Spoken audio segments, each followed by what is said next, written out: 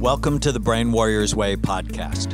I'm Dr. Daniel Amen. And I'm Tana Amen. Here we teach you how to win the fight for your brain to defeat anxiety, depression, memory loss, ADHD, and addictions. The Brain Warriors Way podcast is brought to you by Amen Clinics, where we've transformed lives for 3 decades using brain SPECT imaging to better target treatment and natural ways to heal the brain. For more information, visit amenclinics.com. The Brain Warriors Way podcast is also brought to you by BrainMD, where we produce the highest quality nutraceutical products to support the health of your brain and body. For more information, visit brainmdhealth.com. Welcome to the Brain Warriors Way podcast. And stay tuned for a special code for a discount to Amen Clinics for a full evaluation, as well as any of our supplements at brainmdhealth.com. Welcome, everybody. Just could not be more excited to share this week with you with our friend, Dr. Mark Hyman, who is a good friend, who's our co-author in the Daniel Plan, who, you know, both Tana and I think is one of our mentors. Definitely. He leads functional medicine at the Cleveland Clinic. He has his own clinic in Massachusetts. He is the director of the Institute for Functional Medicine. He needs a little introduction. The author of a brand new book called Food, What the Heck Should I Eat? Because there's this controversy around it. He's someone we dearly love and look up to. So welcome, Mark. I have learned so much from you over the years, so it's so exciting for me to have you back. I'm thrilled to death. So vice versa. You guys always are a beacon of insight and learning for me. You know, read your books and, you know, just great stake in the ground around how to take care of our brains better, which is something we don't really think about very often. Right, we don't think about it because you can't see it. Yeah. And that's what the imaging work we do, I mean, it just changed everything for me because I'm a psychiatrist. I got no training on food, none. Even though I'm convinced now, 40 years into this, that food problems cause about half of the mental health problems in the United States. Yeah, it's amazing. I mean, just a quick aside, I'm giving a lecture at the Martin Luther King rally talk at the Riverside Church. And, you know, I was sharing some of the data around violent crime in prisons, you know, and I saw this research that showed that by changing prisoners' diets in prison who are already violent criminals, you could reduce violent crime in prisons by 56%. And if you added a multivitamin, you reduced the violent crime by 80% in prisons. What does that tell you about the effect of food on behavior and the mind? That's so interesting. Yeah, I read one study about recidivism and where they planted a program that included radically changing the diet. They actually decreased recidivism by over 24% or something crazy. Yeah. It was just unbelievable that more people aren't jumping on board with this. So food is medicine or it's poison. So why did you write Food, What the Heck Should We Eat? Well, like you and Tana, I basically get asked all the time by my patients about all the nutritional controversies. Should I go keto? Should it be paleo? Should it be vegan? What about dairy? What about grains? Are they bad? What about lectins? And people are going crazy trying to figure out what to eat, and it's getting worse. And there's a reason for the confusion, which is, one, we have corrupt science, and Marion Nestle's coming out with a book in October about how our nutrition science has been corrupted by the food industry. Wow. We have corrupt public health organizations that are funded by Coke and Pepsi and a lot of the food companies. You know, 40% of our main nutrition organization that provides all the guidance for our dietitians in America, 40% of their funding is from food industry.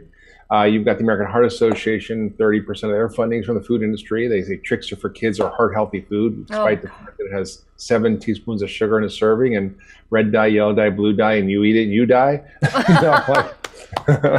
It's got all this crap. And on top of that, nutrition science is not, even if it's done well, is challenging because most of it's around population studies. You know, we look at a group of people over many years, we ask them what they eat every year in a questionnaire, we see if there's a correlation, but it doesn't prove anything. It just shows there might be an association.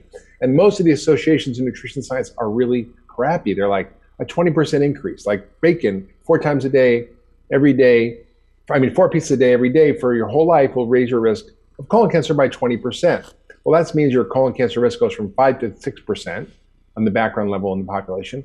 But 20% in a correlation study is not really that significant. It's, smoking studies were showed populations who smoked got cancer. There was a 20 or 30 times increase, not a 0.2 increase, right? Okay. You're talking like 100 times the increase. And you don't see that in nutrition studies. And there's limited randomized trials, although they're there. And so it's really confusing for people. And the media jumps on the nonsense. Coconut oil is bad. Coconut oil is good. It's like meat's bad. Meat's good. It's like very confusing for the consumer. So I tried to go through all of that data, sort of sort out the truth and what are the controversies and share what we know today, what we don't know. And then what are the controversies and how do we sort through them? And then what do we do? Like, what the heck do we eat? So in each chapter, I go through the controversies and also the take home of, if you're going to eat meat, here's what you should know, here's what you shouldn't eat, here's what you should eat, right? If you're going to have dairy, probably better to have goat and sheep than factory farmed cows because of the different casein, different levels of inflammatory foods and other things. So there's really practical ways at the end of the day to figure out what the heck you should eat. So where should someone start? I think when I think of brain health, I think it's like super simple. It's three things. Yeah. It's love your brain, avoid anything that hurts it, and do things that help it. And so I imagine for food, it's sort of like something similar. It's what should you avoid and what should you eat? Well, you and I, we and Tana were very involved in the Daniel Plan at Saddleback Church. And, I came up with this really simple principle, which is, if God made it, eat it. If man made it, leave it, right? If it was made in a plant, eat it. I mean, made in a plant, don't eat it. If it was grown in a plant, eat it. It's basically eating stuff that's just food. And people, well, what is food? Well, people think Lay's potato chips are food because they're made of potatoes, but they're not. They're a food-like product made by industrial food corporations. So it's really about getting back to just understanding simple foods. Like if it has a barcode or an ingredients list or a nutrition facts label, it's probably not food. It could be, but it probably isn't, because an avocado just is an avocado. Right. There's no ingredient list, right? Twinkies have 37 ingredients, only one of which is food, which is banana puree at the bottom of the list. So can I simplify that for 1 second for people, because they still get a little confused. Like you said, the Lay's potato chips, they've got chemicals. They clearly have chemicals and trans fat and all these problems along with them. Acrylamide, I mean, they're terrible. But when you want chips, I mean, I know you do this because you're my mentor, and I know we agree on this. If you want chips and you slice up a sweet potato and you put it in the oven and you bake them that way, that's fine. That's a real food. Absolutely. So that's the difference. That's what we're talking about. I was like, if you want French fries, make them yourself and deep fry them in beef tallow. Right. You won't do it very often. Right. The word chip confuses people, and we just have to be clear on, if it's made in a plant where they're using chemicals, stay away from it. Yeah. I mean, listen, if you can basically recognize what it is and you have all the ingredients in your cupboard, then you can eat it, right? You don't have butylated hydroxytoluene in your cupboard to sprinkle on your vegetables, right? Right. You have salt and pepper, right? But this is in our food. There's 3,000 ingredients that are food additives in our food. We eat 3 to 5 pounds of these a year, and over 90% have not even been tested for safety. Right. Right. So do you remember when we launched the Daniel Plan, we went to my dad's grocery store and we did this video of shopping in a food desert. Yeah. And he's still bitter. We went by the corn dogs. They have 29 ingredients and most of them you couldn't pronounce. Right. So eat whole food.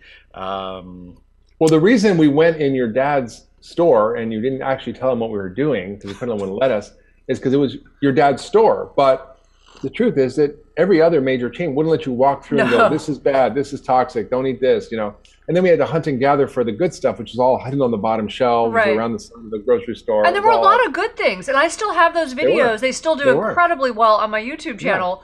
And I mean, people just they're so sensitive. People are very emotional about what you say is good or bad for you. It's very interesting. You can see where people's attachments are to food, where their addictions are. It's true. And I think what happens, and I'm going to speak of this at the Martin Luther King rally, is that we think these are our customs, our traditional foods, our family foods, and we get very attached to them. But the fact that your flaming hot chips are your family food and staple doesn't mean they're a traditional food. I met with this Native American guy who was a chief, and a Hopi chief, and very traditional Hopi elder. And he was massively overweight. He was diabetic, and we were on a rafting trip to preserve the Green River in Colorado, which was being destroyed by the tar sands mining done by this big corporation in Canada that's sort of doing the pipeline, all that. And I said, Howard, you don't have to have this. You can fix this. You can't, he said, what do I have to do? Well, you have to give up sugar and starch and all processed food. And he's like, well, what am I going to do? We have our traditional Hopi ceremonies, and we have our traditional foods that we have to have. I'm like, what are those foods, Howard?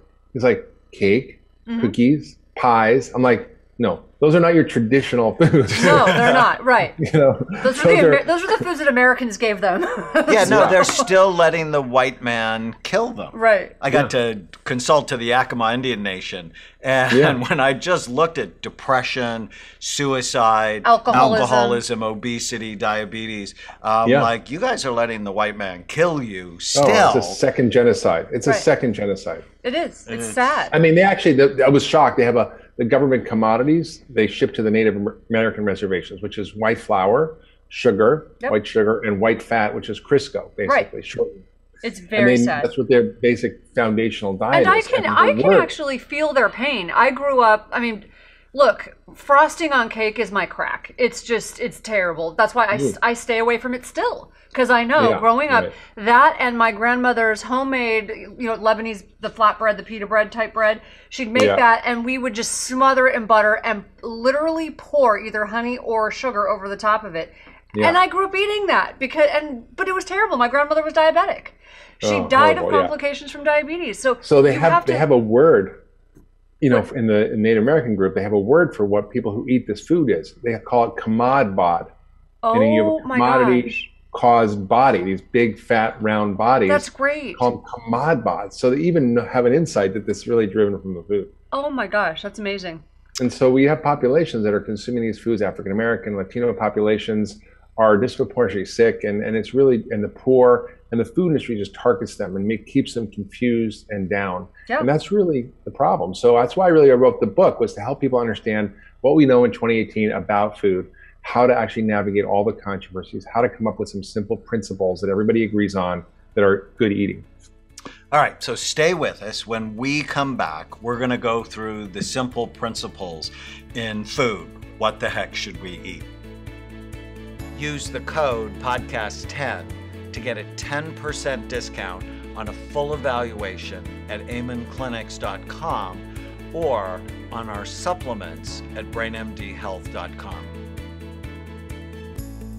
Thank you for listening to the Brain Warriors Way podcast. Go to iTunes and leave a review, and you'll automatically be entered into a drawing to get a free signed copy of the Brain Warriors Way and the Brain Warriors Way cookbook we give away every month.